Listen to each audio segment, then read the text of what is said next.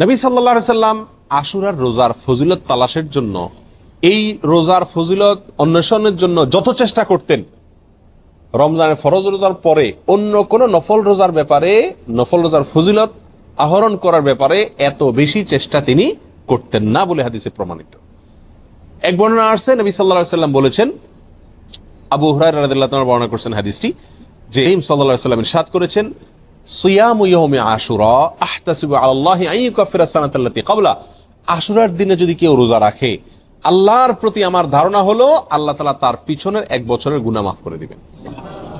ছোট ছোট যে অপরাধগুলো হয়ে থাকে এগুলো আল্লাহ তাআলা মাফ করে দিবেন যদি কেউ কি রাখে, আশুরার রোজা রাখে। প্রিয় ভাইয়েরা, এই রোজার এত বেশি গুরুত্ব যে মদিনাতে সাহাবায়ে কেরাম ফরজ রোজা ছাড়া অন্য কোন নফল রোজার জন্য নিজের শিশুদেরকে রোজা রাখাইতেন না, বা রাখাইতেন বলে জানা যায় না, কিন্তু আশুরার রোজা তাদের ছোট ছোট শিশুদেরকে দিয়ে রাখাইতেন। এবং শুধু রাখাইতেন তা নয়, বাচ্চারা যাতে রোজাটা রাখতে পারে, যাতে ক্ষুধার তাড়নায় ভেঙে না ফেলে, সেজন্য তাদেরকে খেলনা ইত্যাদি দিয়ে ভুলায় রাখতেন।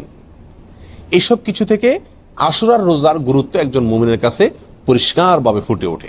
এই জন্য ভাই, মুহররমের 10 তারিখে আমরা কি রাখবো? ইনশাআল্লাহ রোজা রাখবো, আর তার সাথে 9 তারিখ মিলিয়ে রাখবো।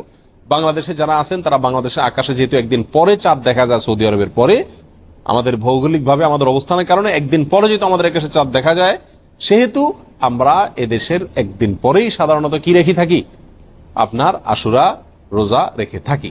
আল্লাহ তাআলা আমাদের সকলকে আমলটা করার তৌফিক দান করেন।